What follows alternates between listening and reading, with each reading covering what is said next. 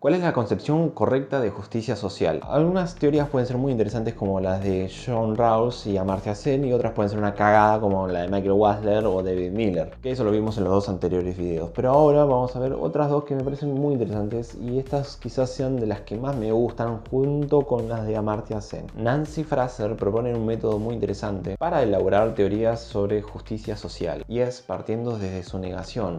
La justicia nunca se experimenta directamente, en cambio sí experimentamos directamente la injusticia, y solo a través de ella nos hacemos una idea de lo que es la justicia. Únicamente ponderando el carácter de lo que queremos injusto, empezamos a saber qué alternativas tenemos. Solo cuando nos damos cuenta de lo que cuesta superar la injusticia, adquiere algún contenido nuestro concepto abstracto de justicia. De manera que la respuesta a la pregunta de Sócrates, ¿qué es la justicia?, solo puede ser la siguiente: la justicia es la superación de la injusticia. Fraser es muy consciente de la existencia de disparidades y asimetrías, generando tantas desigualdades sociales a lo largo de la historia. Entonces, partiendo desde esa base, ella introduce un concepto clave para hablar de justicia social, que es la paridad participativa. Desde la perspectiva de la justicia como paridad participativa, superar la injusticia significa desmantelar los obstáculos institucionalizados que impiden a algunas personas participar en igualdad de condiciones con otras, como socios plenos en la interacción social. El siguiente paso de la metodología de Fraser es clasificar las injusticias sociales existentes en tres dimensiones: la injusticia económica, la injusticia cultural y la injusticia política. Partiendo de esas tres, Fraser propone un enfoque tridimensional que debe aplicarse en cada una de esas tres injusticias sociales. Una trifuerza compuesta por la redistribución, el reconocimiento y la representación. Vayamos de a poco. Ante una injusticia económica, por ejemplo la pobreza, las personas no pueden acceder a los recursos necesarios para desarrollar sus capacidades y vivir vidas plenas. Sin una base económica justa, seremos como Argentina en realidad. Entonces, el enfoque principal para Fraser en esta injusticia es la redistribución. Por ejemplo, implementándose programas de asistencia social a los casos más vulnerables y urgentes, y estableciendo salarios mínimos para todos los trabajadores. Salarios mínimos que ayuden en sus necesidades básicas. Ahora bien, los enfoques secundarios son el reconocimiento, es decir, combatir el estigma de la pobreza, por ejemplo, promoviendo una cultura de respeto hacia las personas que están atravesando necesidades, y por otro lado, el otro enfoque, la representación, es decir, incluyendo a las personas vulnerables y a los pobres en las decisiones políticas y económicas que los conciernen, que los afectan también porque están en ese país. En las propias palabras de Fraser, el remedio para la injusticia económica es algún tipo de reestructuración político-económica. Esto podría implicar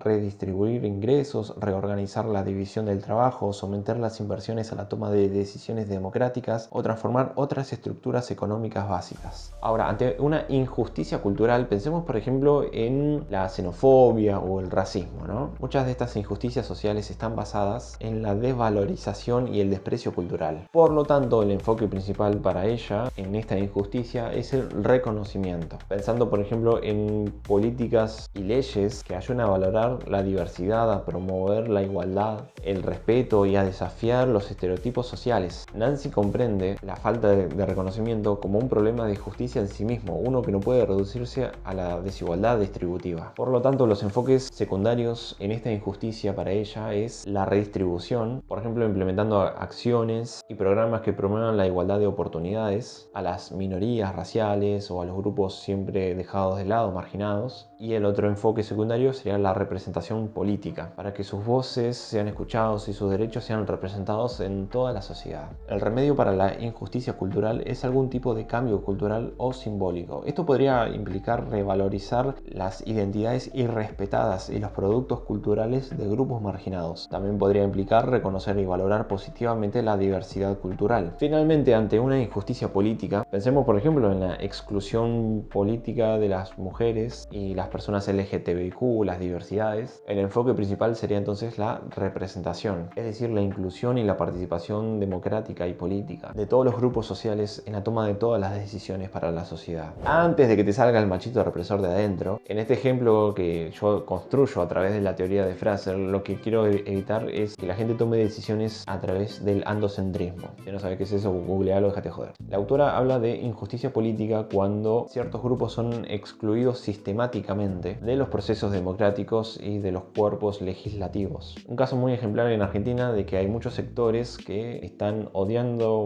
montón que hay una diputada que es de un barrio carenciado, que es cartonera y que es una persona que, bueno, que representa justamente a los pobres, a los marginados. La justicia política requiere que todos los miembros de la sociedad tengan igual acceso a la participación efectiva en la toma de decisiones que afectan sus vidas. Esto implica la eliminación de barreras estructurales que excluyen a ciertos grupos de la representación política. Entonces, el enfoque de la representación, que es el enfoque principal, buscaría que haya, no sé, por ejemplo, cuotas de género en las instituciones o en las legislaciones y fomentar y generar espacios de encuentro donde las voces sean escuchadas y valoradas también. Por lo tanto, los enfoques secundarios sería la redistribución, por ejemplo, dando subsidios y apoyo a, no sé, por ejemplo, a madres en situación de vulnerabilidad que están solas, que tienen que criar un pibe sola. Tenés que criar un pibe sola, la verdad que es bastante complicado. Eso ayuda a equilibrar un poco las responsabilidades de la persona también. Y el otro enfoque secundario sería el reconocimiento, buscando las maneras de desafiar los estereotipos de género, todo lo que sea heteronormativo, que excluye y margina a personas de poder estar en ciertos lugares. Entonces, como vimos, la redistribución, el reconocimiento y la representación, todo esto indica que para Fraser la justicia social no tiene que ser unidimensional, no tiene que tener una sola dimensión, solo redistribución o solo reconocimiento o solo representación. No, tienen que ser las tres. Capaz una se destaque más, sea más relevante, pero tienen que estar las tres. Sin eso no se generan transformaciones profundas en la sociedad para Fraser. Algo que me parece genial para Fraser es que habla de justicia social solo si también se habla de reconocimiento y representación. Y eso es algo que podemos aprender los que somos gente de iglesia también. Porque mira, estamos todo el tiempo en la iglesia católica o en otras iglesias también hablando todo el tiempo sobre los pobres, los pobres, los pobres, y nuestro enfoque para ayudarlos siempre es un enfoque redistributivo. Damos lo que tenemos, buscamos donaciones, cocinamos, ayudamos, damos. No lo reconocen como un prójimo, no buscan integrarlo a la comunidad, y además esa comunidad a veces ni siquiera sabe cómo dirigirse con ese pobre. No lo reconocen con su propio valor y no le dan lugares importantes en la iglesia de toma de decisiones. Volviendo con Fraser, ella no querría que su análisis quedara en una cuestión de injusticia superficial. Por eso la teoría de Nancy Fraser la podemos complementar con la teoría de alguien más, la de la autora Iris Marion Young. No sé si lo dije bien, pero bueno. Quien busca adentrarse en las causas de la injusticia y desarmar los mecanismos que las generaron y las sostienen a lo largo del tiempo. Para ella, la justicia social es la eliminación de la dominación y la opresión institucionalizadas. La justicia no debería referirse solo a la distribución, sino también a las condiciones institucionales necesarias para el desarrollo y ejercicio de las capacidades individuales y la comunicación y cooperación colectivas. Bajo esta concepción de justicia, la injusticia se refiere principalmente a dos formas de restricciones incapacitantes: opresión y dominación. Mientras que estas restricciones incluyen patrones distributivos, también involucran asuntos que no pueden ser fácilmente asimilados a la lógica de la distribución, procedimientos de toma de decisiones, división del trabajo y cultura.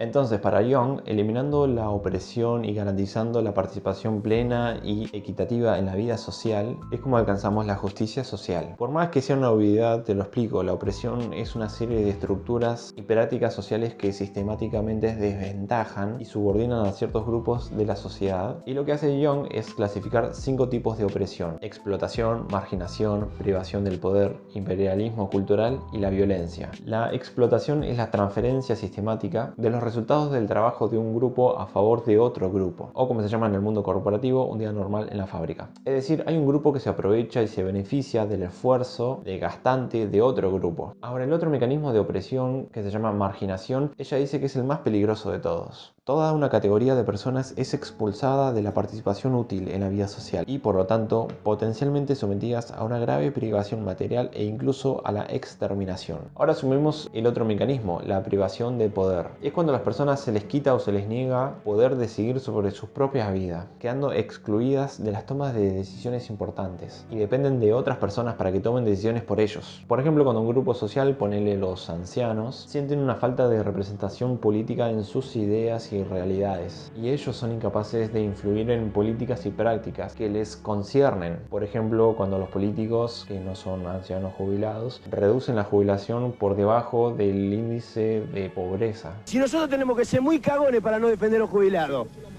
¿Me entendés? Para que los mecanismos opresores triunfen explotando a las personas, marginando a los grupos sociales, para quedarse con sus poderes y capacidades, se necesita una sociedad que lo permita. De ahí la importancia de imponer una cultura que lo justifique o lo naturalice. Acá podemos otra vez volver con la importancia de los medios de comunicación para retorcer las neuronas del público, para que piensen que es justo que si una persona trabaja durante 8 horas todos los días de la semana, está bien que gane un sueldo por debajo del índice de pobreza. Entonces, esta es la importancia y el gran riesgo del otro mecanismo, que es el imperialismo cultural. Las expresiones culturales dominantes que se publicitan y celebran en los medios de comunicación principales, el arte, la literatura y el discurso académico, típicamente excluyen y devalúan las contribuciones y experiencias de los grupos subordinados. El imperialismo cultural implica la paradoja de experimentarse a uno mismo como invisible al mismo tiempo que se es señalado como diferente. El grupo dominante proyecta sus propias experiencias como representativas de la humanidad en su conjunto. Implica la universalización de la experiencia y la cultura de un grupo dominante y su establecimiento como norma. Como resultado, las perspectivas y experiencias de otros grupos son marginadas o hechas invisibles. Y como todo imperialismo, si no te adaptas a las reglas de la cultura dominante, es decir, de ser como ellos o de permanecer calladito si no coincidís como ellos, entonces sentirás una fuerza coercitiva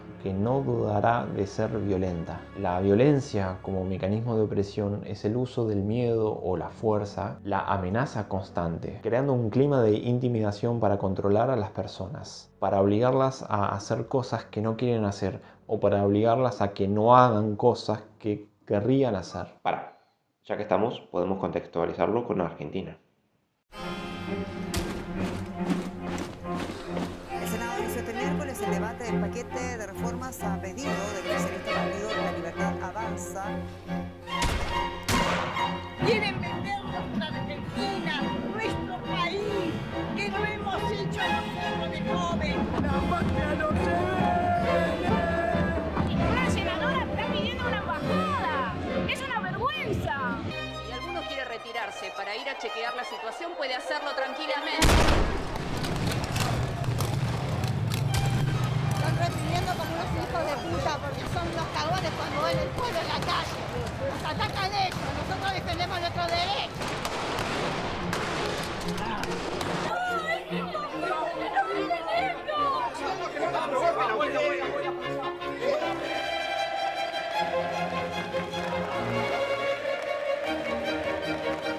Estos están regalando la Argentina, se llevan la plata y al pobre no le dan nada, y menos nosotros los jubilados. Y vienen y nos cagan a palo, nos echan, se creen que son los dueños ellos. Los dueños somos nosotros. ¡Están vendiendo la patria acá! ¡Y ustedes nos quieren a pegar! ¡Ustedes están jubilados! ¡Mierda! ¡No, no me voy a ir! ¡Ya estoy vieja! ¡Quiero morir peleando por mi Argentina! ¡Y vos andate a la puta que te parió! ¡Si me venís a matar!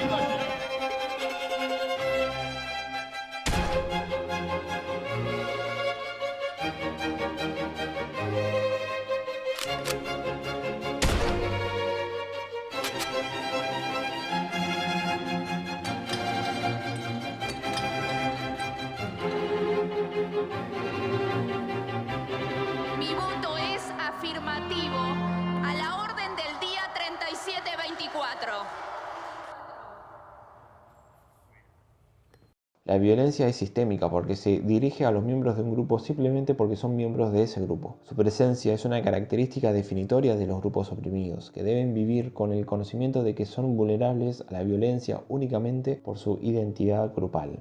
Ahora bien, estos 5 mecanismos de opresión es lo que genera la injusticia social y la sociedad debe trabajar para desmantelarlas, para deshacerlas. Son las raíces de los problemas para Young. Y si no cortamos de raíz ese problema, jamás habrá justicia social según ella. Superar la opresión requiere tanto cambios en las instituciones sociales como cambios en las prácticas sociales, así como cambios en la comprensión cultural y el reconocimiento de los grupos oprimidos. La base de todos estos cambios es que se respete la condición de igualdad. La premisa central de Young es la crítica de Kant al utilitarismo utilitarismo, es decir, que las personas no son un medio para mis fines, sino que las personas son un fin en sí mismas. También es importante advertir que las prácticas de reconocer y distribuir suelen tener la tentación de que yo te doy lo que te hace falta, yo te distribuyo o redistribuyo lo que no tenés, yo te doy el reconocimiento que no tenés, yo te doy dignidad, piensan muchos, y no se trata de dar, sino de permitirles estar y ser. Ellos deben tener el control y poder tomar decisiones de su propia vida. Para la autora, la democracia es tanto una idea como un conjunto de prácticas e instituciones, y la inclusión de todos en la democracia es un principio fundamental en nuestra sociedad, en todas las sociedades. La participación democrática asegura que todas las voces, especialmente de los más marginados, de los más oprimidos e ignorados, sean escuchadas y consideradas en la configuración de políticas y prácticas que conduzcan a una verdadera justicia social. También Young nos advierte, y esto es muy importante, que todos, incluso los no oprimidos, tienen una responsabilidad. La responsabilidad colectiva implica que los individuos deben reconocer su participación en procesos estructurales que